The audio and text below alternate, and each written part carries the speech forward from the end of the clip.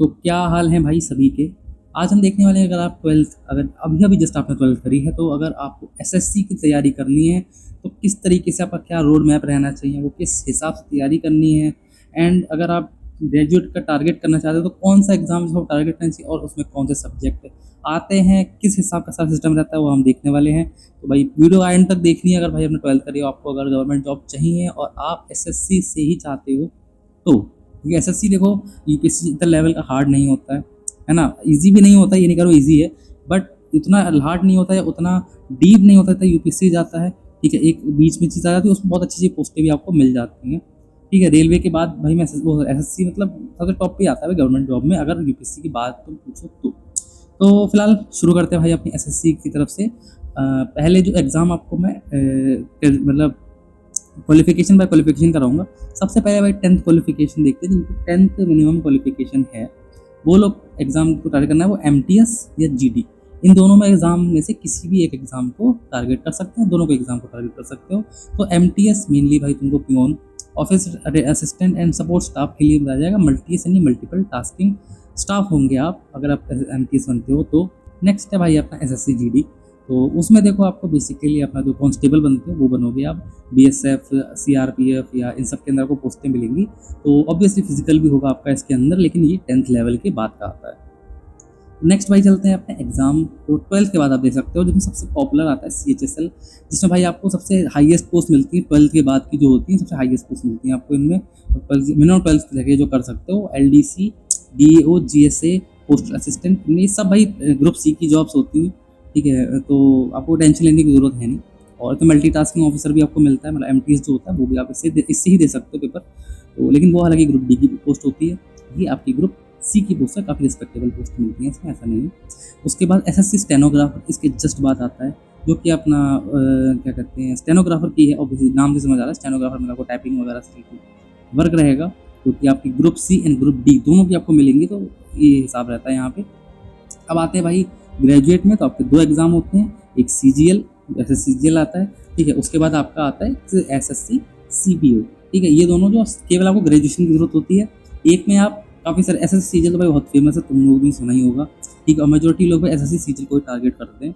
तो उसमें तुम भाई बहुत सारी पोस्टें मिलती हैं, इनकम टैक्स ऑफिसर और सीबीआई एसआई, ठीक है, मतलब सब इंस्पेक्टर, और जीएसटी इंस्पेक्टर मिलता है, एग्जामिनर भी बन सकते हो। तो ये सारी चीज़ होती है। लेकिन सीपीओ में केवल आपको एसआई की पोस्ट मिलती है, तो दिल्ली पुलिस में, या सीएपीएफ में मिलती है आपको, ये हिसाब है। बाकी अलग पोस्टें भी आती हैं कुछ, जो कि मतलब ग्रेजुएशन के बाद अगर आप उतना भाई तुम टारगेट करोगे भी नहीं, 12th में वो तुम फिलहाल अभी के लिए 12th बेस क्लियर करिए, उन्हीं के लिए वीडियो है ये। तो चलते हैं भाई अपनी, सबसे पहले कवर करते हैं जो बेसिक जो आती हैं जॉब्स। तो सबसे पहले आता है अपना एसएससी सीजीएल, तो सॉरी सीजीएल कह रहा हूँ, सीएचएसएल। तो उसका एग्ज़ाम क्या है, उसमें देखो बेसिकली 2 टीयर के अंदर एग्जाम होते हैं, हमारा इंग्लिश, रीजनिंग, मैथ, जीके। ठीक है, ये एग्जाम आएंगे, 25 क्वेश्चन आएंगे, 50 मार्क्स होंगे, 200 मार्क्स का टोटल तुम्हारा क्वेश्चन पेपर होगा। और टीयर 2 एग्जाम में तुमको 2 सेक्शन में तुम्हें एग्जाम देने पड़ेंगे, एक में मैथ और रीजनिंग होगी, और दूसरे सेक्शन में इंग्लिश एंड जनरल अवेयरनेस होगा, जीएस में मतलब। और थर्ड सेक्शन में तुम्हारा टाइपिंग टेस्ट होगा, अगर नीडेड है तो, है ना। उसमें कई सारे ऐसे पोस्ट हैं जिसमें तुमको चाहिए होता है, कई सारे पोस्ट हैं जिसमें तुमको नहीं चाहिए होता है। अगर नीडेड है तो तुमको टाइपिंग टेस्ट देना पड़ेगा। ठीक है भाई, इन दोनों एग्जाम से भी काम बन सकता है तुम्हारा। फिलहाल सीएचएसएल का काफ़ी लंबा प्रोसेस होता है, 2 टीयर्स के अंदर पेपर्स होते हैं, तो तुमको पता है जिसमें 2 टीयर्स के अंदर पेपर होते हैं, उसमें सिलेक्शन होना थोड़ा सा मुश्किल रहता है, क्योंकि पहला एग्जाम क्लियर कर लोगे, दूसरा एग्जाम क्लियर करने की गारंटी नहीं होती है, तो वो चीज़ है। उसके बाद आता है अपना सीजीएल। ठीक है, सीजीएल से पहले अपना देख लेते हैं जो स्टेनोग्राफर है उसका, या पहले जीडी का देख लेते हैं। ठीक है, जीडी कांस्टेबल है, ये अपना इससे 20-20 नंबर के क्वेश्चन होते हैं। ठीक है, 40 मार्क्स ईच होंगे। उसमें आपका इंग्लिश और हिंदी में से ऑप्शन मिलेगा आपको, उसमें सीएचएसएल में नहीं मिलता है, उसमें केवल इंग्लिश करनी पड़ेगी। इसमें आपको ऑप्शन मिलता है, आप चाहो तो इंग्लिश और हिंदी में से कोई एक सब्जेक्ट मतलब लैंग्वेज चूज कर सकते हो। बाकी रीजनिंग, मैथ, जीके फिक्स है, और 20 पेपर का मार्क्स का होगा। ठीक है, अभी कवर करेंगे भाई क्या क्या आता है, जीएस में क्या आएगा, आपका रीजनिंग में क्या आएगा, मैथ में क्या आएगा, ये सब चीज़ें कवर करेंगे, डोंट वरी। उसके बाद अपना फिजिकल, इसमें फिजिकल टेस्ट भी होगा, ऑब्वियसली को पता है, तो अपनी पीईटी भी देना पड़ेगा, एंड पीएसटी भी आपको देना पड़ेगा इसके अंदर, एंड मेडिकल भी देना पड़ेगा। अगला अपना एमटीएस भी easy same to copy paste है, बस इसमें अपना जो हवलदार पोस्ट होती है जो एमटीएस के अंदर आता है, केवल उसके अंदर ही आपको फिजिकल टेस्ट देना पड़ेगा। उसके अलावा आपको किसी फिजिकल टेस्ट देने की जरूरत नहीं, मेडिकल की जरूरत है। है ना। बाकी सिंपल भाई सेम है, जैसे इसमें 20 क्वेश्चन है वैसे उसमें 20 क्वेश्चन है, सेम मार्किंग सेम सब, कॉपी पेस्ट। फिर आता है स्टेनोग्राफर 12th लेवल में। स्टेनोग्राफर सबसे अच्छी पोस्ट है, सबसे अच्छा एग्ज़ाम है उन लोगों के लिए जो जिनको मैथ से प्रॉब्लम है। जैसे जो लोगों को मैथ नहीं पसंद है या नहीं आती है, पसंद तो ना पसंद अलग चीज़ होती है, आना भी ज़रूरी है। तो अगर जो लोगों को लगता है कि भाई अगर मैथ करूँगा तो मैं अच्छे भी कर लूँगा ना, तब भी मैं क्लियर नहीं कर पाऊँगा उसकी कट ऑफ, तो वो लोग इंग्लिश को टारगेट, आई मीन स्टेनोग्राफर को टारगेट कर सकते हैं, क्योंकि उसमें 50% मार्क्स आपके इंग्लिश के रहते हैं। एंड सबसे इम्पोर्टेंट चीज़ स्टेनोग्राफर के पेपर है जो काफ़ी लोग टारगेट करते हैं इसी रीज़न से। इसमें आपको केवल केवल एक पेपर देना पड़ता है, उसके अलावा आपको कोई पेपर नहीं देना पड़ता है, तो वो चीज़ है। तो यहाँ पे फिलहाल आपका इंग्लिश रहेगा, ठीक है, 100 पेपर, मतलब स्किल टेस्ट देना पड़ता है ऐसा नहीं है, लेकिन जो वैसे वाले पेपर होते हैं तो क्वालिफाइंग पेपर होता है ना, इसलिए तो आपका कट ऑफ वाला पेपर नहीं होता। तो इंग्लिश में आपके 100 क्वेश्चन, रीजनिंग में 50 क्वेश्चन, जीके में 50 क्वेश्चन, दोनों 2-2 मार्क्स क्वेश्चन होते हैं, मतलब क्या कहते हैं वो होता है नंबर होते हैं। तो ये वाला हिसाब है यहाँ पे फिलहाल, इतने क्वेश्चन आपको करने हैं अटैम्प्ट, एंड अच्छे से करने हैं भाई अटैम्प्ट, क्योंकि देखो 100 नंबर का इंग्लिश का आना बहुत ही अच्छी चीज़ होती है, क्योंकि जिन लोग की इंग्लिश अच्छी है वो लोग इसमें काफ़ी बड़ा हाथ मार सकते हो, तो देख लो भाई। उसके बाद आते हैं अपने जो, ये तो खत्म हो गए 12th लेवल के, 10th लेवल के, अब चलते हैं अपने ग्रेजुएट लेवल की तरफ। सबसे पहला अपना SSC CGL, सबसे भाई मेन पेपर जो माना जाता है, काफ़ी अच्छी अच्छी पोस्टें मिलती हैं इसमें। तो इसका भी वही सेम CHSL की तरह 2 टियर के अंदर पेपर होते हैं। पहला पेपर होता है आपका जो वही English, reasoning, math, GK, simple वही 25-25 वाले क्वेश्चन मार्क्स, मतलब क्वेश्चन होंगे, उसमें आपका 2 नंबर का एक क्वेश्चन होगा।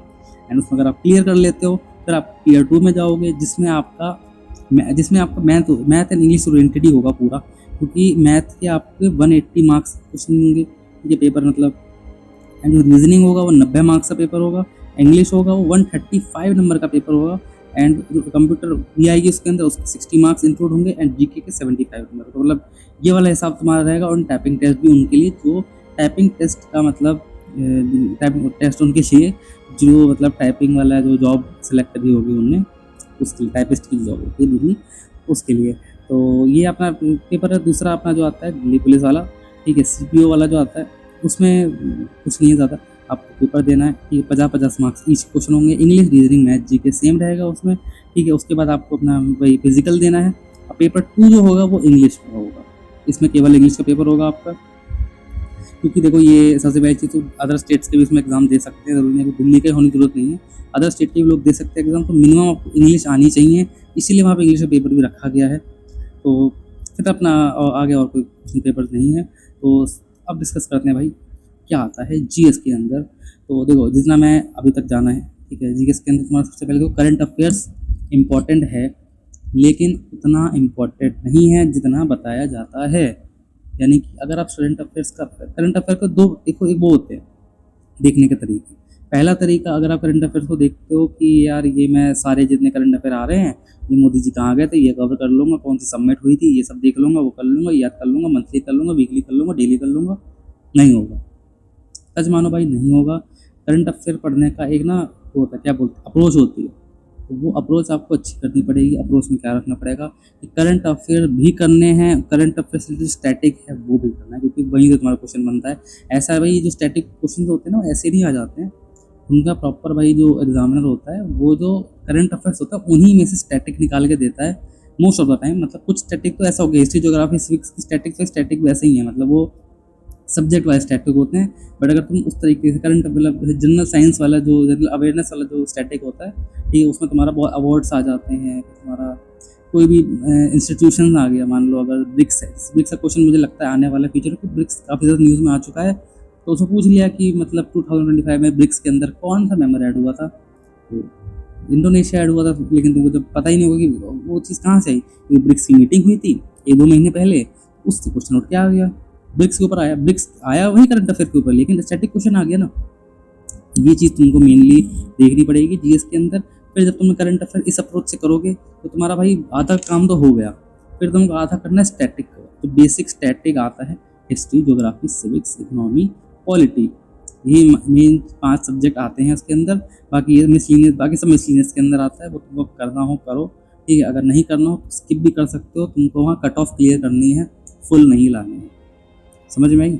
और अगर तुम कोई एग्ज़ाम क्लियर, अब जीएस की अप्रोच तुमको क्लियर हो गई, ठीक है। ये सब्जेक्ट, ये तुम्हारे चैप्टर की लिस्ट ये है, मतलब चैप्टर के सब्जेक्ट की जो सब्जेक्ट तुमको करने हैं कंप्लीट, तुम कहोगे तो इनका मैं एक सेपरेट वीडियो बना दूंगा। जैसे हिस्ट्री मान लो तुमको जीएस में हिस्ट्री करनी है, तो हिस्ट्री में कौन कौन से तुमको चैप्टर करने हैं, चैप्टर कौन कौन से टॉपिक्स करने चाहिए, ये चीज़। एंड लेकिन फिर टॉपिक्स तुम्हारे ये रहे, जितने भी सब कह रहा हूँ टॉपिक बोल रहा हूँ, सब्जेक्ट तुम्हारे ये रहे जो तुमको जीएस के अंदर कवर करने हैं।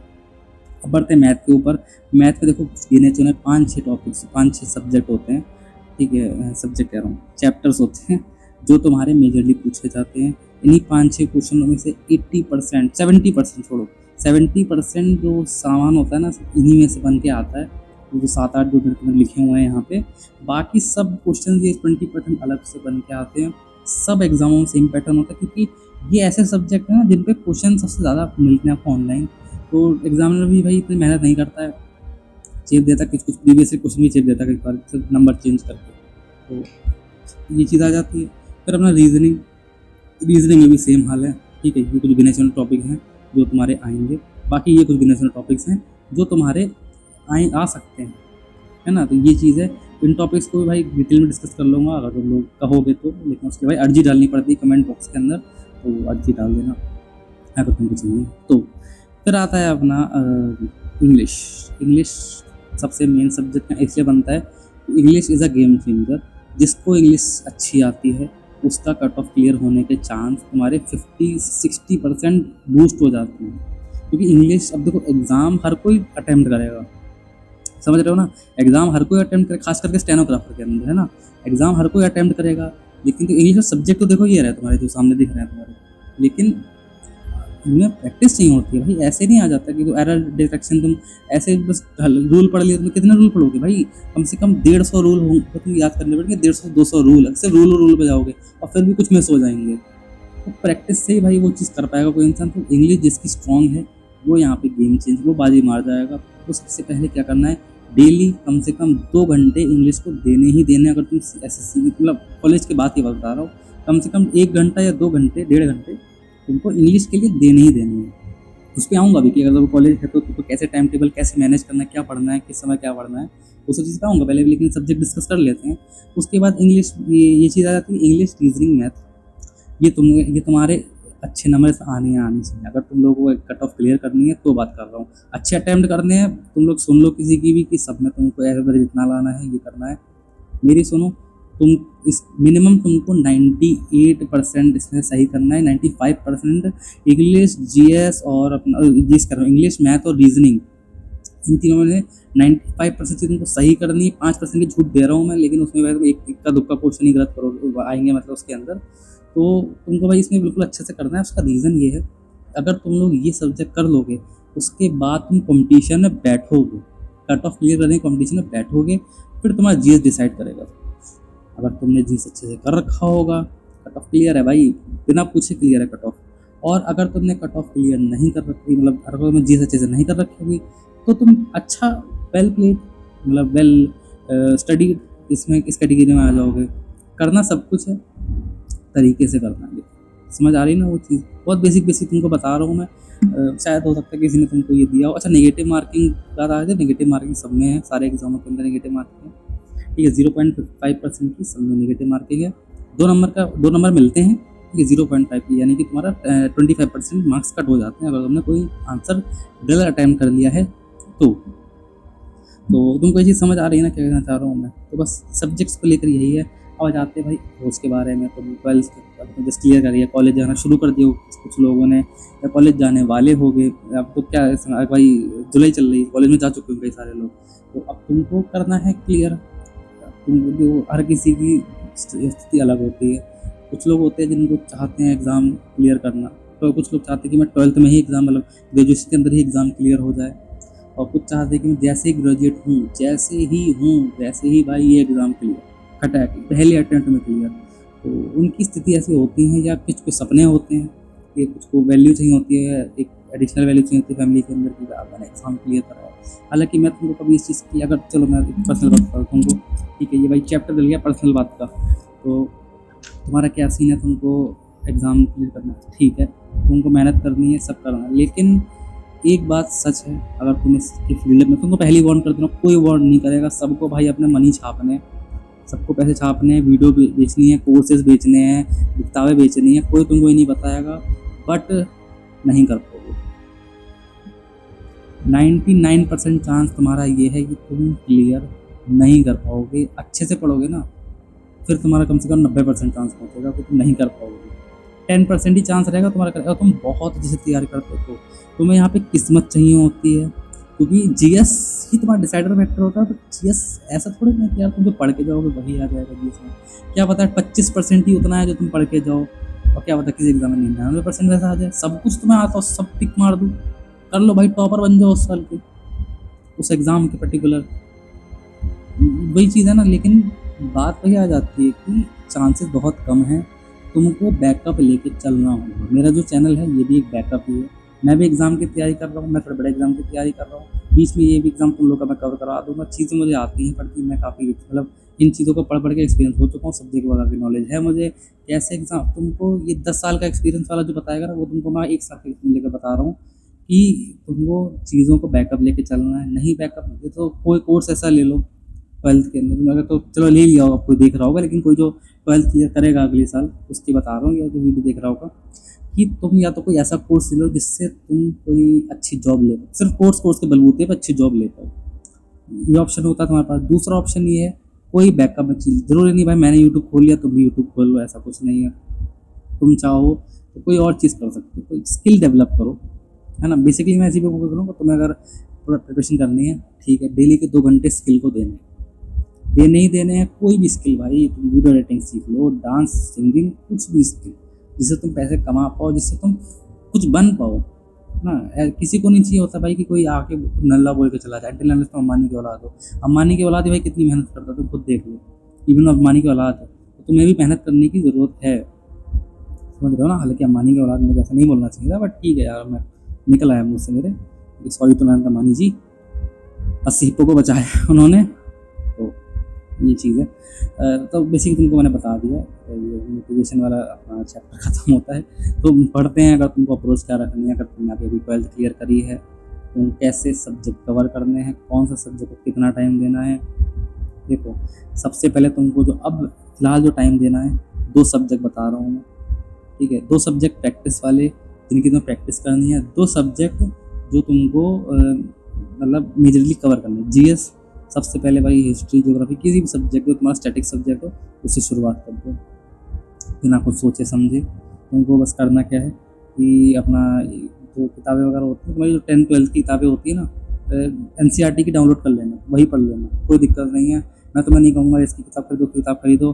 तुम 12th की अपनी जो उसकी किताबें हैं ना, आर्ट्स की किताबें जितनी हैं सब पढ़ डालो, सबके चैप्टर कर लो, तुम्हारा स्टैटिक डन है। मजाक समझ रहे हो, स्टैटिक डन है तुम्हारा। जो ये सब्जेक्ट होता है आर्ट्स के, ह्यूमैनिटीज़ के जो सब्जेक्ट है तुम्हारे। फिर आता है तुम्हारा जो अवार्ड्स वगैरह सब चीज़ आती है, एक एक करके कर लो। फिर तुम्हारे कुछ एडिशनल चीज़ें, आर्टिकल्स आ जाते हैं, जो पॉलिटी तुम्हारी वैसी कवर नहीं करती है, लेकिन तुम्हें कवर करना है तो आर्टिकल वगैरह तुम्हें कर लिया, अमेंडमेंट्स कर ली, वो तो तुम क्वेश्चन अब अटेम्प्ट करोगे ना तो पता लग जाएगा कि हाँ मैं यहाँ चीज़ें मैंने नहीं करी हैं, तो वो फिर तुम स्टेप बाय स्टेप एक एक करते रहना। लेकिन पहला जो स्टेप होगा तुम्हारा वो होगा कि एनसीईआरटी। अगर तुमने 12th ह्यूमैनिटीज़ से ही कर रखी है तो तुम भाई बहुत लकी इंसान हो, ठीक है। तुमने फिर बहुत बड़ा एक जो कदम होता पहले ही तुमने पूरा कर लिया है। तो तुमको वही चीज़ है, तुमको पहले ये करना है, उसके बाद फिर तुमको जो एडिशनल चीज़ें होती हैं वो करना है। साथ में करंट अफेयर्स डेली करते रहना, ठीक है। मैं तुमको कुछ लोग कहेंगे देखो 2 ऑप्शन है, या तो तुम मंथली करो तो स्टैटिक तुम्हारा क्लियर होना चाहिए, ठीक है। ऐसा क्योंकि मंथली में मोस्टली तुमको अगर कोई ब्रिक्स की मीटिंग है तो बता दी जाएगी, जैसे बिग कैट मीटिंग इवेंट है उसके बारे में बता दिया जाएगा। लेकिन अब जो उसके स्टैटिक क्वेश्चन है वो कौन बताएगा, वो तुम जब तक डेली नहीं करोगे तब तक तुमको नहीं क्लियर होगा। तो ये एक अप्रोच रखनी चाहिए। मंथली कर सकते हो, मंथली कई सारे लोग निकालते हैं पेपर, ऐसा नहीं है, बट मैं अप्रोच वैसे होनी चाहिए ना, वो चीज़ आ जाती है। तुम्हारा स्टैटिक क्लियर होना चाहिए, तब जाके तुम दोनों चीज़ों को कनेक्ट कर पाओगे। बेसिकली ये चीज़ मैं कहना चाहता हूँ। तुमको सारे जितनी कंट्री वगैरह आ जाती है, जो भी न्यूज़ में कंट्री हैं, उनके ही तो तुम्हारे जो करेंसी या कैपिटल्स पूछी जाएंगी ना। लेकिन अगर तुमने वो जो स्टैटिक कवर करा होगा, सॉरी करंट कवर करा होगा, तो उसमें पता होगा कि हाँ ये न्यूज़ में है, इसके मैं करेंसी पढ़ लेता हूँ, वहाँ कवर हो जाएगा। तो दोनों कर सकते हो, दोनों में कोई दिक्कत नहीं। मंथली भी बेस्ट है अपने उसमें तरीके से, तुम जल्दी चीज़ें कवर कर पाओगे। मात्र 2-3 घंटे किसी की वीडियो देखनी है, और कोई 50-50 1 घंटे की वीडियो ना, उसमें कुछ नहीं मिलेगा तुमको। अब मिनिमम भाई 2 घंटे की वीडियो होती है, मैं भाई डेली कवर करता हूँ, मेरी 40 मिनट की ऐसी हो जाती है, डेली कैलेंडर पे डालता हूँ मैं। तो वो इतना कम का तो हो ही नहीं सकता, जैसे कम से कम 2-3 घंटे की जो वीडियो होती है जिन, ठीक है, उनमें जाया करो, वो मेजर मेजर फैक्ट बताएंगे तुमको, हल्का फुल्का स्टैटिक भी बता दें। तो ये चीज़ तुमको वहाँ से कवर करनी है। उसके बाद फिर तुम्हारा जीएस डन है, उसके बाद तुमको जीएस की तरफ देखना भी नहीं है। फिर आते हैं अपनी मैथ एंड इंग्लिश की तरफ, है ना। मैथ, इंग्लिश एंड रीजनिंग की तरफ तुमको 2 घंटे कम से कम इंग्लिश को देने हैं, 2 घंटे कम से कम रीजनिंग को देने हैं। फिक्स कर लो भाई, क्योंकि 2 सब्जेक्ट ऐसे हैं जिनमें एक्चुअली मैथ भी इंक्लूड है, क्योंकि मैथ में पहले सब मतलब चैप्टर कंप्लीट करोगे, लेकिन रीजनिंग में तुमको बस क्या करना है, 10 मिनट। मैं नहीं मान रहा हूँ कि कोई 10 मिनट से ज़्यादा रीजनिंग के किसी चैप्टर में देगा। रीजनिंग में तुमको प्रैक्टिस है जो है उसके अंदर, वो है ही नहीं कि तो कहते चैप्टर क्वेश्चन कराने अलग चीज़ होती है। जो मैं देखता हूँ यूट्यूब में लोग कराते हैं, चैप्टर वगैरह कराते हैं, वो सारे क्वेश्चन करके उनको दिखा देंगे, इस टाइप का क्वेश्चन आएगा, उस टाइप का क्वेश्चन आएगा। बट तो मैंने एक चैनल देखा था कोई सा, जिसमें भाई 10 मिनट 12 मिनट के अंदर कंप्लीट कर दे रहा था वो क्वेश्चन टाइप से ही। तो चाहो तो तुम चैट जीपीटी का इस्तेमाल कर सकते हो। देखो तुम लोग बड़े हो चुके हो, टेक्नोलॉजी बहुत ऊपर आ चुकी है, और तुमको चैट जीपीटी का इस्तेमाल किया है, जिसमें यही होता है उसको अच्छे से इस्तेमाल करना आना चाहिए, प्रॉम्प्ट अच्छे से डालना आना चाहिए, सब चीज़ें करनी आनी चाहिए, जिससे तुम थोड़ा आगे रहोगे बाकी लोगों से जिनको वो चीज़ नहीं आती है। तो चैट जीपीटी पे जा सकते हो तुम, वहाँ पूछ लो भाई क्या हिसाब है, कैसा क्वेश्चन होगा, किस टाइप का क्वेश्चन आता है, वो चीज़ तुमको बता देगा। बाकी तुमको दिमाग उसमें खुद से ही लगाना है। तुम वो मिनिमम 10 to 15 मिनट लगाओगे एक चैप्टर के ऊपर। उसके बाद फिर तुमको उसके पीवाईक्यू लगाने हैं। गलती से सी उसमें पीवाईक्यू उसमें क्या कहते हैं, मॉक टेस्ट में नहीं पहुंच जाना है तुमको, क्योंकि यहाँ पे तुम्हारा जो सीयूटी क्यों निकल रहा है मेरे मुंह से, करंट अफेयर कवर करा था ना मैंने, तो उस वजह से आ रहा है।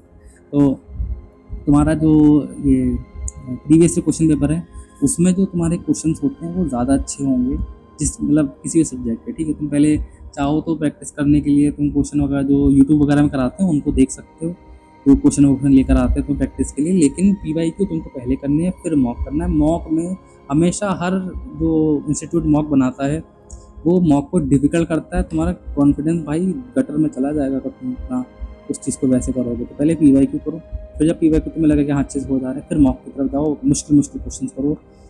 लेकिन प्रैक्टिस तुम्हें डेली ही करनी है। इंग्लिश का भी तुम्हें सेम हिसाब है। इंग्लिश का भी मैं नहीं मानता हूँ कि कोई, जैसे जो बेसिक स्टैटिक क्वेश्चन होता है, जो तुम्हारा सबसे पहले आओगे तुम पार्ट्स ऑफ स्पीच पढ़ोगे, है ना।